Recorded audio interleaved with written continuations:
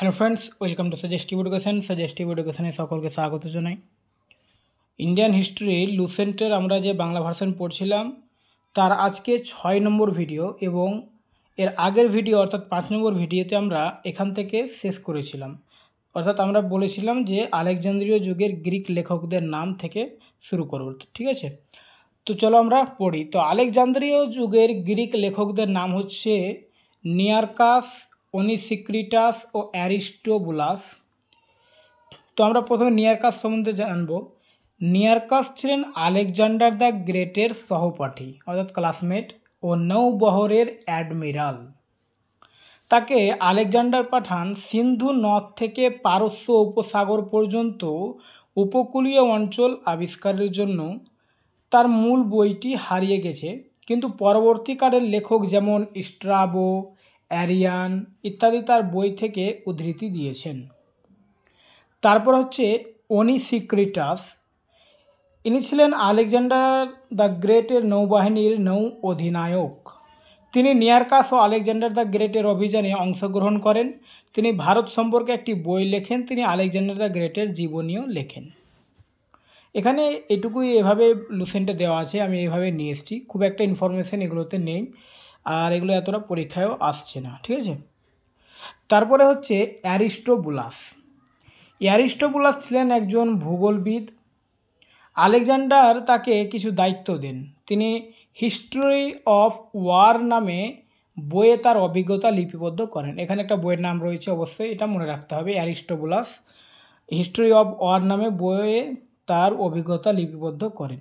পরবর্তীকালে গ্রিক লেখক অ্যারিয়ান তার অ্যানাবেসিস অফ আলেকজান্ডার এই গ্রন্থে এগুলি ব্যবহার করেন।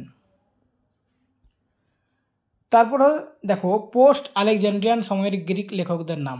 আমরা প্রাক আলেকজান্ড্রিয়ান পড়েছিলাম অর্থাৎ প্রি আলেকজান্ড্রিয়ান, তারপর হচ্ছে আলেকজান্ড্রিয়ান অর্থাৎ আলেকজান্দ্রীয় যুগের, আর তারপরে আলেকজান্ড্রিয়ার পরবর্তী যুগ অর্থাৎ পোস্ট আলেকজান্ড্রিয়ার যুগের, ঠিক আছে? তো এই যুগের লেখক হচ্ছে মেগাস্থিনিস, ডেইমাকাস, ডায়োনেসিয়াস। প্রত্যেকটা ইংরেজি টার্মও লিখেছি এবং তার সঙ্গে বাংলাগুলো লিখে দিয়েছি পড়তে সুবিধার জন্য, ঠিক আছে? কারণ লুসেন্টে ইংলিশ টার্মগুলো লেখা রয়েছে।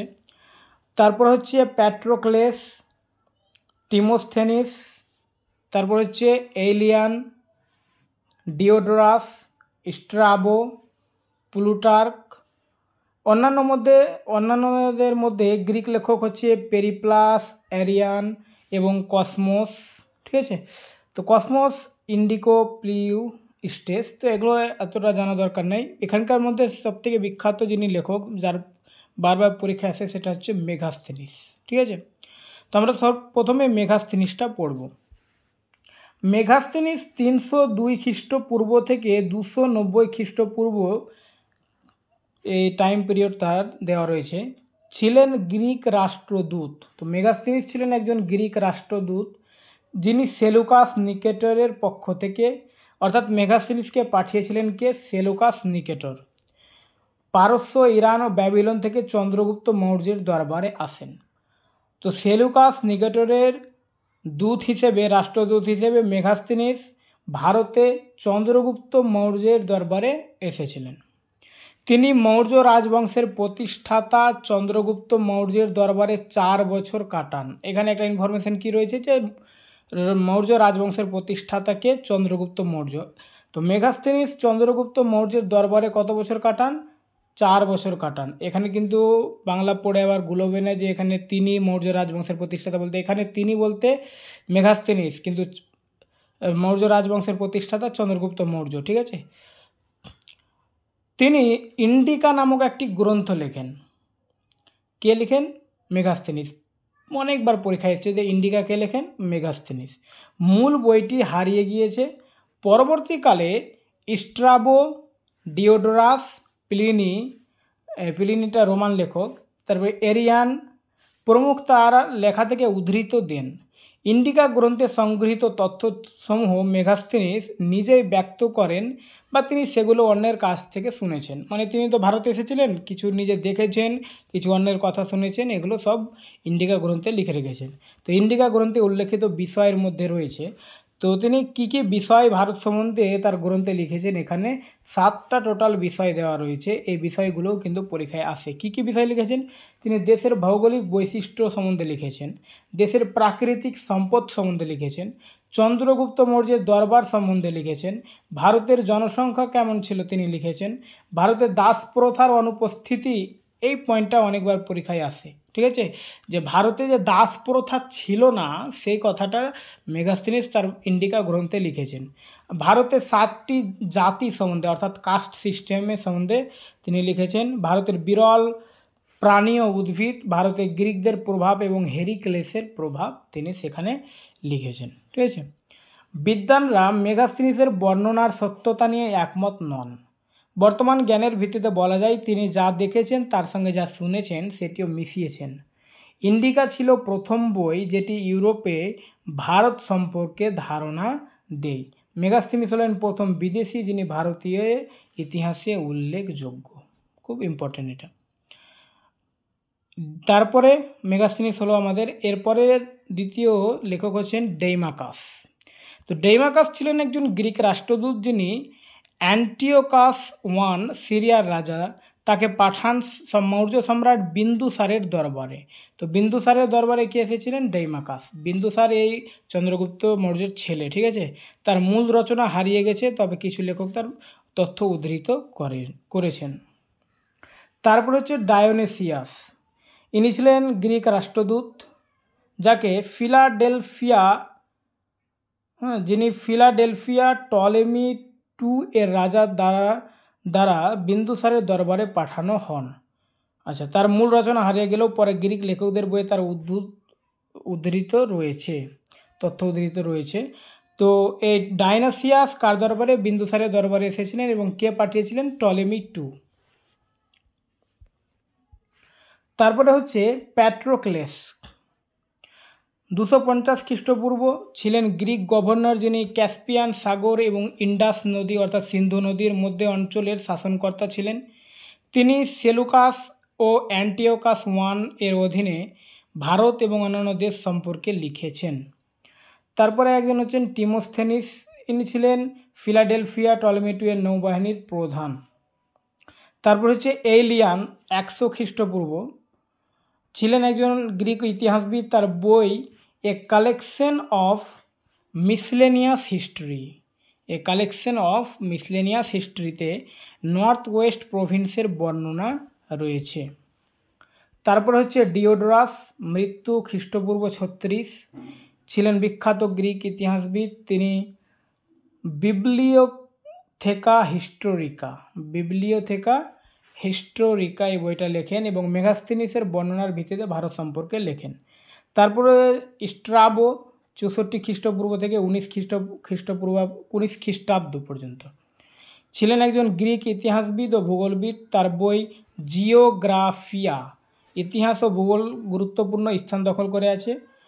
তিনি ভারতের ভৌগোলিক অবস্থা, আবহাওয়া, নদী, ধর্ম, জাতিগত গঠন বর্ণনা করেন। তিনি সেলুকাস ও স্যান্ড্রাকোটাস অর্থাৎ চন্দ্রগুপ্ত মৌর্য, এখানে লেখা রয়েছে অবশ্য। চন্দ্রগুপ্ত মৌর্যের আর একটা নাম হচ্ছে স্যান্ড্রাকোটাস, অর্থাৎ গ্রিকরা স্যান্ড্রাকোটাস বলতো, এর সম্পর্কে উল্লেখ করেন। চন্দ্রগুপ্ত মৌর্যের স্ত্রীদের সম্পর্কেও তিনি উল্লেখ করেছেন। তারপর হচ্ছে প্লুটার্ক। তার বই আলেকজান্ডারের জীবনের শেষ পর্ব এবং ভারতের বর্ণনা দিয়েছেন। তিনি লেখেন, When I inquired from the Indians about Chandragupta Maurya was known to have met Alexander the Great। এই লাইনটা তিনি লিখেছেন প্লুটার্ক। ঠিক আছে, তারপর হচ্ছে পেরিপ্লাস অফ এরিথ্রিয়ান সি। এর বেনামি গ্রিক লেখক রেড সি থেকে ভারতের পশ্চিম উপকূলে ভ্রমণ করেন। তো পেরিপ্লাস অফ এরিথ্রিয়ান সি এর কোনো লেখকের নাম জানা যায়নি। পশ্চিম উপকূলে ভ্রমণ করেন এবং ভারতের পশ্চিম বন্দর সমূহের বর্ণনা দেন। তিনি সমুদ্রপথে বাণিজ্যের বিস্তারিত বিবরণ দেন। পেরিপ্লাস গ্রন্থে উল্লেখ আছে, লেখক ভারত থেকে রোমে ফিরে আসার সময় পথ ছোট করেছিলেন। এটি দক্ষিণ ভারতের প্রথম শতকের বাণিজ্যের মূল্যবান উৎস। তো এই রেড সি আর পেরিপ্লাস অফ এরিথ্রিয়ান সি কথাটা মনে রাখলে হয়ে যাবে। তারপর হচ্ছে এরিয়ান, ছিলেন বিখ্যাত গ্রিক ইতিহাসবিদ। তিনি ইন্ডিকা ও অ্যানাবেসিস অফ আলেকজান্ডার লেখেন। আলেকজান্ডারের অভিযান নিয়ে এরিয়ানের বর্ণনা সবচেয়ে নির্ভরযোগ্য বলে ধরা হয়। তার লেখায় চন্দ্রগুপ্ত মৌর্যের নাম উল্লেখ আছে। তারপর হচ্ছে কসমস। এখানে ইন্ডিকাটা কিন্তু মেগাস্থিনিস লিখেন, ঠিক আছে। ইন্ডিকা তো মেগাস্থিনিস আমরা জেনেছি। আর এরিয়ান ওয়ে ইন্ডিকা থেকে কিছু তত্ত্ব গ্রহণ করেছেন এবং সেখান থেকে নিয়ে কিন্তু বই লিখেছেন, ঠিক আছে। তারপর হচ্ছে কসমস ইন্ডিকো প্লিউস স্টেস ছিলেন গ্রিক নাবিক, যিনি পরে বৌদ্ধ সন্ন্যাসী হন। তিনি ভূমধ্যসাগর বা লাল সাগর, পারস্য উপসাগর, শ্রীলঙ্কা ও ভারত ভ্রমণ করেন। তার বই হচ্ছে Christian topography of the universe. তারপরে Christian topography of the ইউনিভার্সে Sri Lanka ভারতের সঙ্গে সম্পর্কিত বাণিজ্যের গুরুত্বপূর্ণ তথ্য রয়েছে। তো এই ছিল গ্রিক লেখক, এবং আমরা তারপরে জানব রোমান বা ল্যাটিন লেখক। তো রোমান লেখকদের মধ্যে হচ্ছে প্লিনি, কার্টিয়াস, টলেমি, জাস্টিন, ঠিক আছে। তারপরে চাইনিজ লেখকদের সম্বন্ধে আমরা পড়ব। তো আজকে রোমান লেখকটা আমরা শেষ করে দিই। তো রোমান লেখকদের মধ্যে হচ্ছে প্লিনি ছিলেন একজন রোমান ইতিহাসবিদ। তিনি কুষাণ রাজা কনিস্কোয়ের সমসাময়িক ছিলেন। তার বিশ্বকোষ ন্যাচারালিস হিস্টোরিয়া প্রাকৃতিক ইতিহাস নিয়ে লেখা। তিনি গ্রিক ও রোমান লেখকদের তথ্য সংগ্রহ করে ভারতীয় প্রাণী, খনিজ উদ্ভিদ এবং রোম ও ভারতের মধ্যে বাণিজ্য সম্পর্কে বিস্তারিত বর্ণনা করেন। তো বইয়ের নামটা মনে রাখতে হবে, ন্যাচারালিস হিস্টোরিয়া, প্লিনির লেখা। তিনি একজন রোমান লেখক, এবং এটা একটা ইম্পর্টেন্ট পয়েন্ট যে কনিস্কোয়ের সমসাময়িক ছিলেন। তারপরে হচ্ছে কার্টিয়াস, 1st সেঞ্চুরি এডি। তিনি ছিলেন একজন রোমান ইতিহাসবিদ, রোমান সম্রাট ক্লাডিয়াসের সমসাময়িক ছিলেন। তার বইয়ে আলেকজান্ডার দ্য গ্রেট সম্পর্কে যথেষ্ট তথ্য রয়েছে। তারপর হচ্ছে টলেমি। তিনি ছিলেন একজন গ্রিক ভূগোলবিদ ও ইতিহাসবিদ। তার বিখ্যাত গ্রন্থ হচ্ছে জিওগ্রাফি, এটা টলেমির লেখা, ঠিক আছে। প্রাচীন ভূগোল ও বাণিজ্যের বিষয়ে তথ্য দেয়, বিশেষ করে ভারত ও রোম, ইতালি সম্পর্কিত। তারপর জাস্টিন, তিনি ছিলেন একজন রোমান ইতিহাসবিদ। তিনি একটি সংক্ষিপ্ত গ্রন্থ এপিটম রচনা করেন, যা পূর্বতন লেখক ট্রোগুসের লেখার সংক্ষিপ্ত সার। তার টেক্সট আলেকজান্ডার দ্য গ্রেটের মৃত্যুর পর চন্দ্রগুপ্ত মৌর্যের দ্বারা গ্রিক শাসন থেকে ক্ষমতা দখলের বর্ণনা দেয়।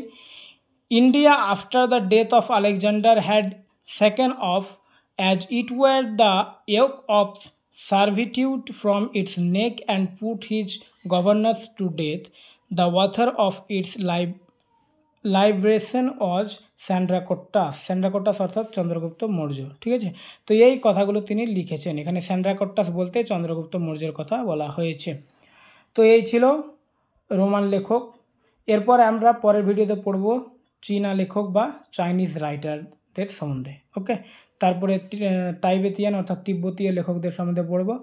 তারপরে আমাদের টপিক চলে আসবে কি, আর্কিওলজিক্যাল সোর্স। আমাদের সাহিত্যের সোর্সটা শেষ হয়ে যাবে, তারপর আর্কিওলজিক্যাল সোর্স পড়ব, তারপর আমরা মূল ইতিহাসটা শুরু হয়ে যাবে, ওকে।